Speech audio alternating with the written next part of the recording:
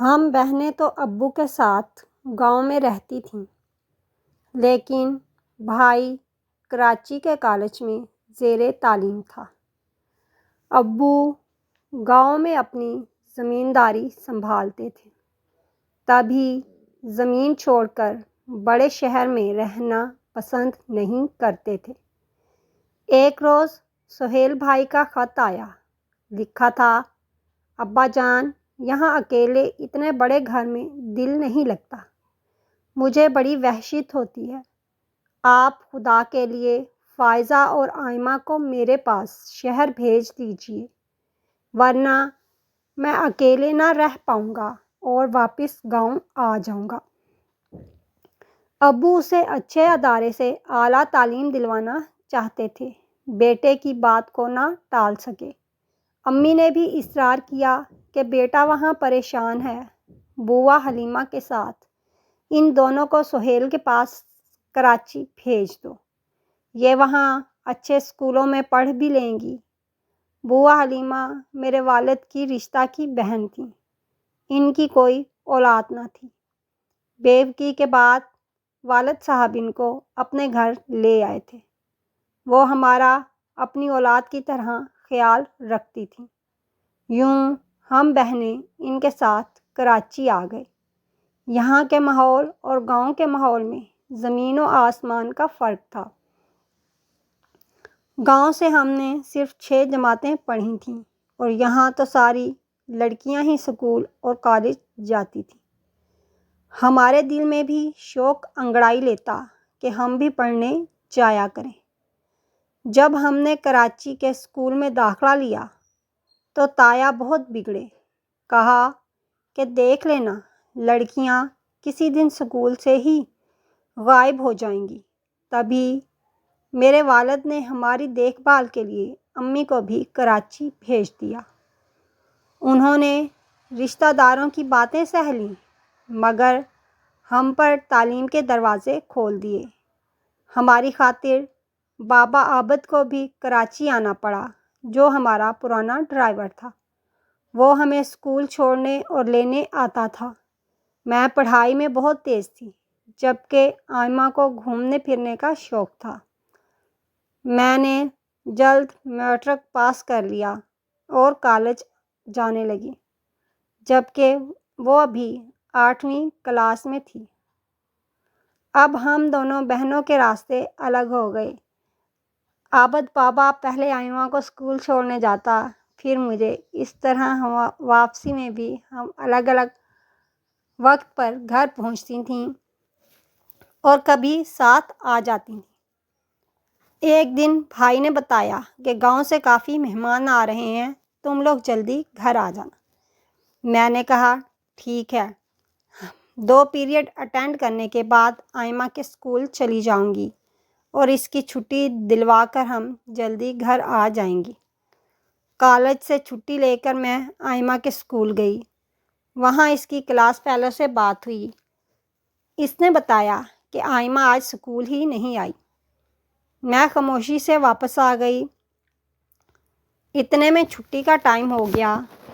میں دوبارہ آئمہ کے اسکول گئی، دیکھا تو وہ گیٹ کے باہر کھڑی ڈرائیور کا انتظار کر رہی ہے۔ میں نے اس وقت اسے کچھ نہ کہا کہ سچ تو بتائے گی نہیں، پھر ایسے پوچھ گچھ کرنے کا کیا فائدہ۔ سوچا کہ اس کا پیچھا کر کے پتہ کروں گی کہ آخر یہ کہاں جاتی ہے۔ ایک روز میں نے نوٹس کیا کہ آج آئمہ کچھ اہتمام سے تیار ہو رہی ہے۔ اس نے بالوں میں نئے ریبن باندھے اور آنکھوں میں کاجل بھی لگایا، جبکہ وہ روز سادگی سے چلی جاتی تھی۔ آج اس کے کپڑے بھی اجلے تھے اور اس نے استری پر کافی توجہ دی تھی۔ میں اس کی تیاری اور انداز کو غور سے دیکھ رہی تھی۔ اس روز میں نے اپنا آخری پیریڈ چھوڑ دیا اور اس کے اسکول چلی گئی۔ چھٹی ہونے میں کچھ دیر تھی۔ دیکھا وہ اسکول سے کچھ دور نیلے رنگ کی کار سے اتری اور اپنے ڈرائیور کے انتظار میں مخصوص جگہ جا کر کھڑی ہو گئی۔ وہ اپنے خیالات میں اتنی گم تھی کہ اس نے مجھے نہیں دیکھا، یہاں تک کہ میں اس کے قریب پہنچ گئی۔ تھوڑی دیر میں ہمارا ڈرائیور آ گیا اور ہم دونوں بہنیں گاڑی میں بیٹھ گئیں۔ راستے بھر میں چپ رہی، نہ ہی آئمہ کچھ بولی۔ گھر آ کر میں نے اس سے کہا، آئمہ تم کو ذرا شرم نہیں آئی؟ ابو نے سارے خاندان کی مخالفت کے باوجود بھیا کے کہنے پر کتنی مشکل سے ہمیں پڑھنے کی اجازت دی ہے، اور تم ان کے اعتماد کو اس طرح دھوکہ دے رہی ہو۔ کیا ہی اچھا تھا کہ ہم گاؤں ہی میں رہتی۔ جب میں نے خوب اسے لعنت ملامت کی تو وہ رونے لگی اور مجھ سے وعدہ کیا کہ اب وہ پھر کبھی اس لڑکے سے نہیں ملے گی۔ میرے پوچھنے پر اس نے بس اتنا ہی بتایا کہ وہ بہت اچھا اور شریف لڑکا ہے اور بہت جلد پڑھنے کے لیے لندن جا رہا ہے۔ امتحان کے بعد میں نے آئمہ کو امی کے ساتھ گاؤں بھجوا دیا۔ مجھے ڈر تھا کہ وہ کوئی غلطی نہ کر بیٹھے۔ بھیا کی شادی ہو گئی تو میں بھائی کے ساتھ کراچی میں رہ گئی اور آئمہ امی کے ساتھ گاؤں میں ہی رہنے لگی۔ وہ جب بھی کراچی آتی بہت پریشان ہوتی، اس لڑکے کو یاد کر کے روتی۔ میں اس کو سمجھاتی کہ پگلی بھول جا اس کو، کون تھا کہاں گیا۔ وہ سمجھتی تھی کہ شاید وہ لندن چلا گیا ہوگا۔ وہ مجھ سے کہتی، باجی میں نے آپ سے وعدہ کیا تھا کہ اس سے کوئی واسطہ نہ رکھوں گی، اس لیے تبھی آخری بار ملی تھی۔ اس نے پتہ دینا چاہا تو میں نے نہ لیا، اور اس نے جب میرا پتہ مانگا تو میں نے وہ بھی نہ دیا۔ میں ڈرتی تھی کہ اگر اس نے خط و کتابت کی کوشش کی تو آپ ابو کو کہہ دیں گی۔ آئمہ نے بتایا کہ اس لڑکے نے اس کو اپنی گھڑی بھی دی تھی کہ اس گھڑی کو دیکھ کر مجھے یاد کر لیا کرنا۔ میں اسی گھڑی میں ٹائم دیکھ کر تمہارے پاس آیا کرتا تھا۔ چھوٹی بہن کو روتے دیکھ کر میرا دل پسیجنے لگا اور میں خود کو مجرم سا محسوس کرنے لگی۔ ایک روز اس کے رونے پر مجبور ہو کر میں نے ایک ہفت روزہ میں اشتہار دیا اور پورا واقعہ بھی لکھ دیا۔ آئمہ بتاتی تھی کہ وہ بھی گاؤں کا رہنے والا تھا اور دونوں بہنوں کا اکلوتا بھائی تھا۔ ہفتہ میں ایک دن آئمہ اسکول سے چھٹی کر کے اس سے ملتی تھی۔ وہ اسے گھمانے لے جاتا۔ وہ کہتا تھا کہ آئمہ میں تم سے شادی کروں گا، اس سے پہلے کبھی تم پر بری نظر نہیں ڈالوں گا۔ کبھی کبھی وہ صبح اٹھ کر میرے پاس آ جاتی اور کہتی، باجی آج میں نے اس کو خواب میں دیکھا ہے۔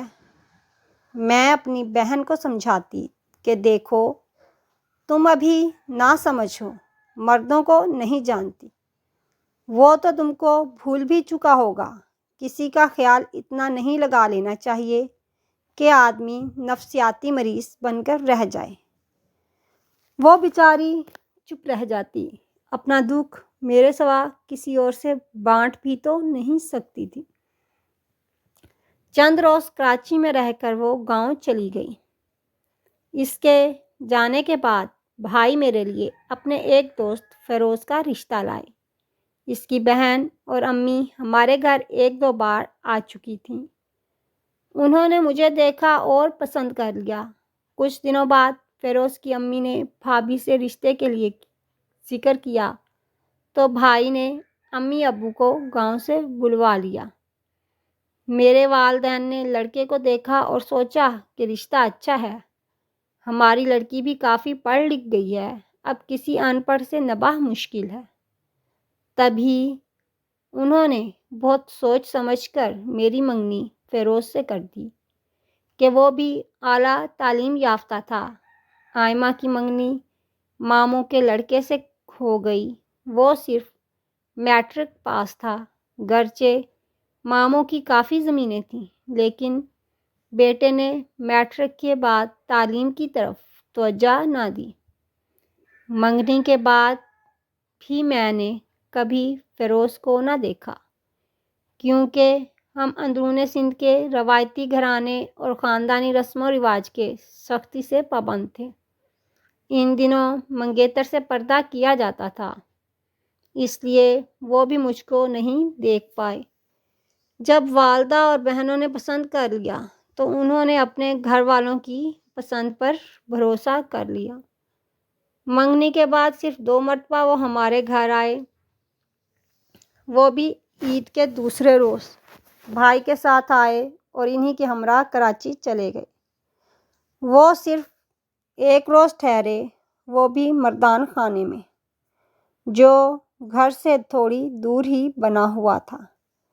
آئمہ کو البتہ میرے منگیتر کو دیکھنے کا بڑا شوق تھا، مگر جب بھی وہ گاؤں آتی اتفاق سے فیروز بھیا کے گھر نہیں آ پاتے تھے۔ منگنی کے 6 ماہ بعد شادی کی تاریخ رکھ دی گئی اور تیاریاں ہونے لگیں۔ میرے ساتھ آئمہ کو بھی مایوں بٹھا دیا گیا۔ ہم دونوں بہنوں کے ساتھ رخصتی ہونا تھی۔ اس کی بارات حیدرآباد سے آئی تھی اور میری کراچی سے۔ شادی کا دن آ گیا، رخصتی ہو گئی اور میں رات 10 بجے دولہا کے گھر پہنچا دی گئی، جبکہ آئمہ بیاہ کر حیدرآباد چلی گئی۔ رواج کے مطابق ہم دونوں کو 7ویں دن میکے آنا تھا۔ اتوار کی صبح 8 بجے میں امی کے گھر آ گئی اور آئمہ کوئی 2 بجے حیدرآباد سے آئی۔ ہم دونوں ہی اپنی اپنی جگہ خوش تھیں۔ آئمہ کی شادی اپنوں میں ہوئی تھی، اسے ابھی تک میرے دولہا کو دیکھنے کا اشتیاق تھا۔ ہماری شادی والے دن تو وہ خود دلہن بنی ہوئی تھی، اس لیے فیروز کو نہیں دیکھ پائی تھی۔ بار بار کہتی کہ باجی تمہارے دولہا کب اندر آئیں گے کہ میں ان کو دیکھوں۔ رات کے 8 بجے فیروز آئے۔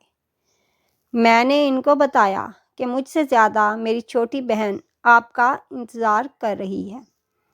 میں آئمہ کو کمرے میں لے آئی۔ اس کو دیکھتے ہی وہ بجھ کر رہ گئے۔ بولے آئمہ تم؟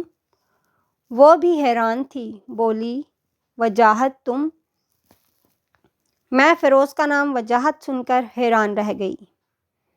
پتہ نہ تھا کہ اس کے 2 نام ہیں۔ پیار سے ان کی دادی ان کو وجاہت بلاتی تھیں، لہٰذا گھر میں انہیں یہی کہا جاتا اور اسکول میں نام فیروز لکھوایا گیا تھا۔ انہوں نے آئمہ کو اپنا گھر والا نام بتایا ہوا تھا۔ اب میری بہن کا یہ عالم کہ چہرے پر خوشی کی جگہ زردی چھائی تھی، وہ بجھ کر رہ گئی، پھر کرسی پر بیٹھتے ہی بے ہوش ہو گئی۔ اس کو اسپتال لے گئے۔ میں فیروز کے ساتھ رات کو گھر واپس آ گئی۔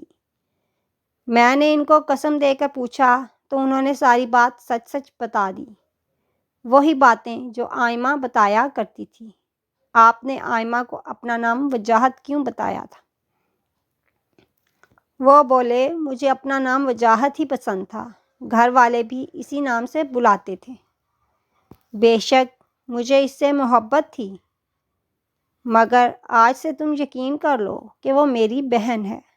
فیروز نے شاید آئمہ کو بھلا دیا تھا، لیکن وہ اس کو نہیں بھلا پائی تھی۔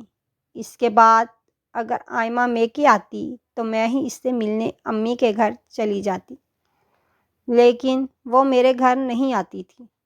شادی کو 1 سال گزر گیا، لیکن پھر کبھی آئمہ اور فیروز کا سامنا نہیں ہوا۔ مجھے اللہ تعالیٰ نے ایک بیٹے سے نوازا۔ آئمہ بھی ایک بچی کی ماں بن گئی۔ اس کے سسرال والے آئمہ سے شکوہ کرتے کہ وہ اداس رہتی ہے اور اس کا دل ابھی تک شوہر سے نہیں لگا ہے، گھرداری میں بھی دلچسپی نہیں لیتی ہے۔ 2-1 بار اس کا شوہر میرے پاس آیا اور کہا باجی آپ اس کو سمجھائیے، وہ مجھ سے سیدھے منہ بات نہیں کرتی۔ یہ سن کر مجھے بہت دکھ ہوتا ہے، مگر میں اس کو کیا سمجھاؤں کہ مجھے خود اپنے سرتاج سے محبت تھی۔